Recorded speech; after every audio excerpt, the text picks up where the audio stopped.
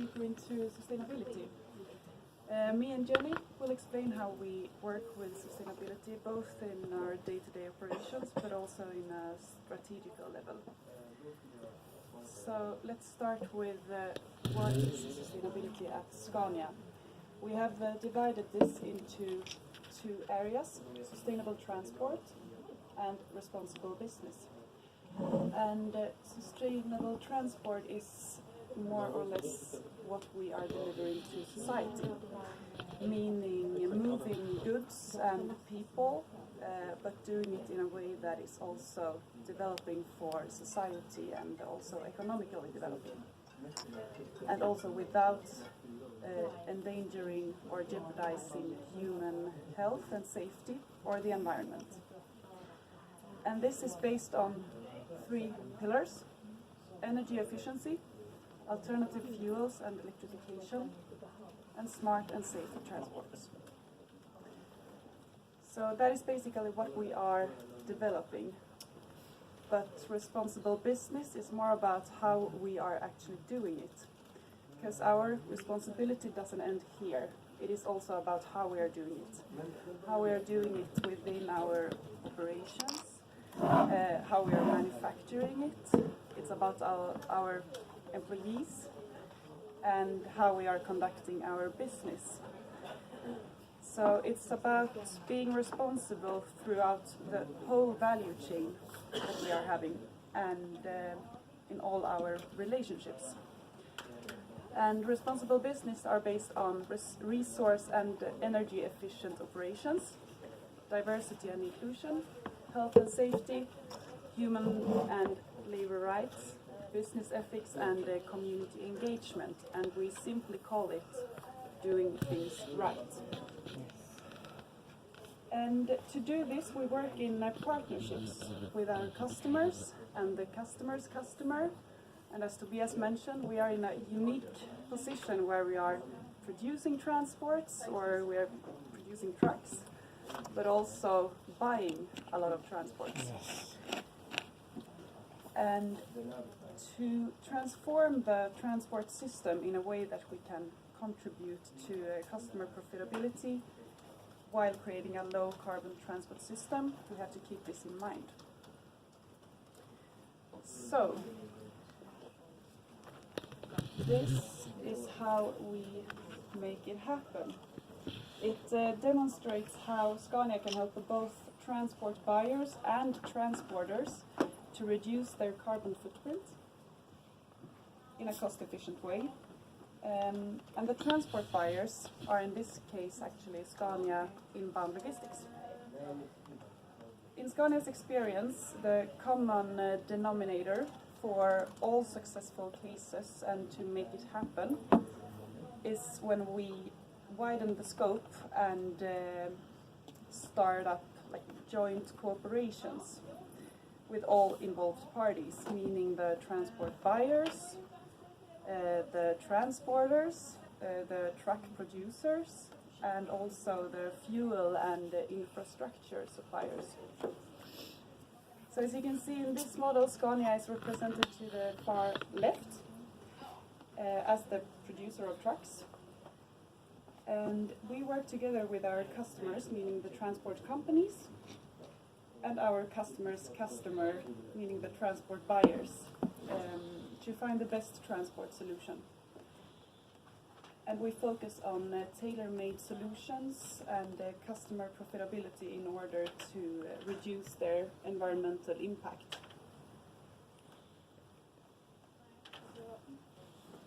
So, to continue on the topic of making it happen, these are the targets that we target ourselves within to basically ensure that we live as we learn. We have these 4 different targets, and they are about reducing our CO2 emissions from land transports by 2025 with 50%.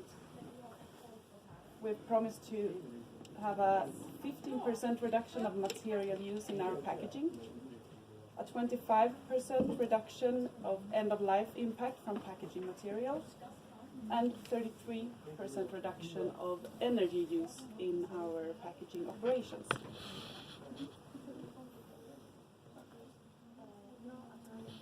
So how do we do this? This is our decision model that we have to bear in mind in every decision and in everything we do. And that is to keep sustainability in mind in everything we do, and to also create a balance in between sustainability, quality and cost. And it can also be exemplified by this here, where this small point in the middle is the most sustainable solution, where both planet, profit and people are taken into consideration. So, a balance. Yes.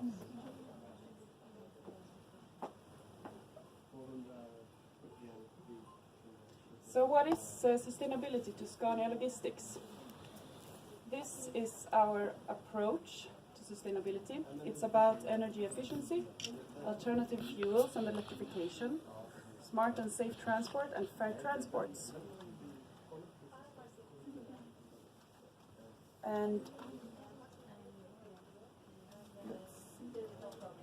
energy efficiency, that is about that we are annually putting demands on our suppliers or carriers for CO2 reductions, and one action they can take is, for example, to reduce their fuel consumption. We emphasize driver trainings and coaching, and we have a demand that minimum Euro 5 is supposed to be used within our network, so only Euro 5 or 6 is allowed. No, it's just a question. If in one country, one of the supplier in the legislation in the country, it's not mandatory to have Euro 5 and they are using Euro 4, for example in Peru, what happened? You decide to not to use this kind of provider, or? I think this is within Europe.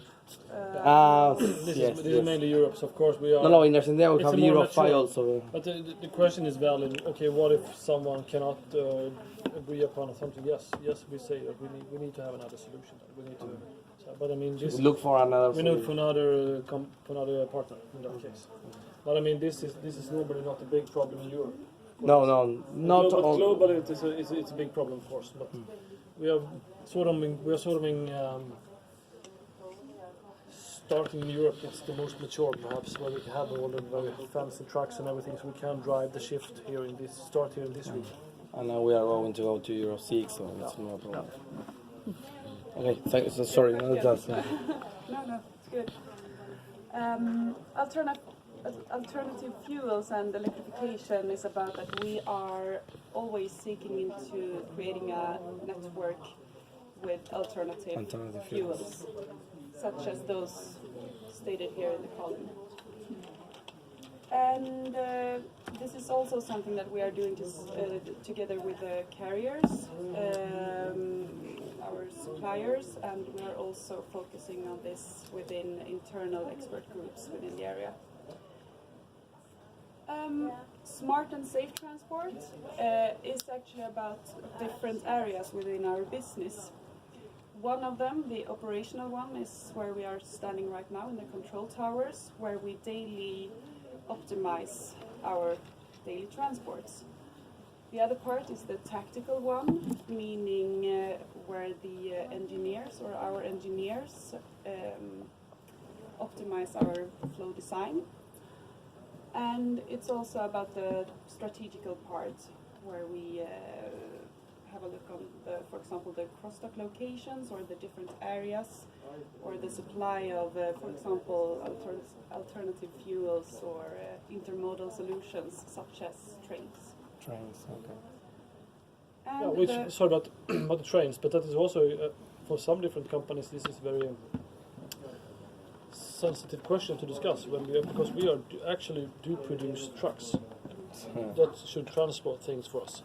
That is what we are doing and what we are selling. So in some regions, to some certain markets or some companies, that could be difficult to say we would like to have this, we would like to buy this transport, and you would like to go by train. And that's, no, it's not okay because we need to go by truck. So this is also a new kind of thing where I think that we're really showing we mean that we are serious when we say we will reach these targets. And that means we need to search for new solutions. Smart. And fair transport, that is basically buying transports that are acceptable in social and ethical forms.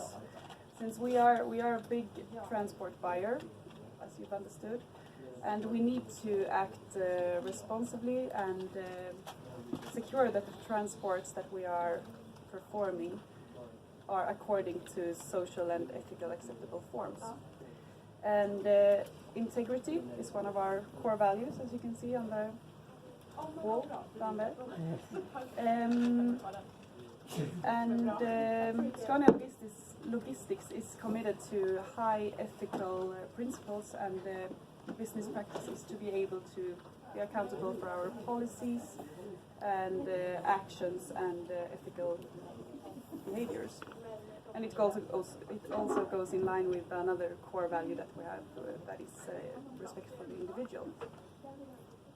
So we recognize that there is no single solution to sustainable business, and that is why we have this wide range of focuses within our sustainability work. So, an example of how we are actually doing this in our day-to-day operations. This is an example from a renegotiation of contract within the Germany Benelux area. Before the project started, we had a setup in this area that were driven on 100% diesel. We had over 400 suppliers transporting 450,000 tons of goods per year. And so the project started with flow engineering, where we start to define the expectations that we can have within the area. Where the flow engineers have a look at the flow design, taking train and alternative fuels into consideration. And for example, the flow design with the cross-dock locations and, yeah, as I said, train solutions. And the result of this process gives us a clear expectation on how we can reduce the CO2 emissions, and also a clear expectation on the cost and the quality that we can demand from this area. So the decision is taken with the guidance of the triangle, and sustainability, quality, cost should be balanced. And the result out of this specific project gave us a totally unique and new mix of different modalities and fuel setups. And it resulted in a totally new network landscape, which went from 100% of diesel usage to 25% train, 15% alternative fuels, and 61% of diesel usage. Excuse me, what is the first one? Train solutions. So, with doing this, that gave us an output of a CO2 reduction with 20%, and also a cost reduction of 8%, which actually saved Scania 5.4 million euros. And well, that also gives us a new currency to work with. So we don't only have the Swedish crowns or euros, but also the currency of CO2. Good. Congrats. Amazing. Okay. Now leaving over to Jenny to talk a bit more about packaging, which is also very important to make this happen.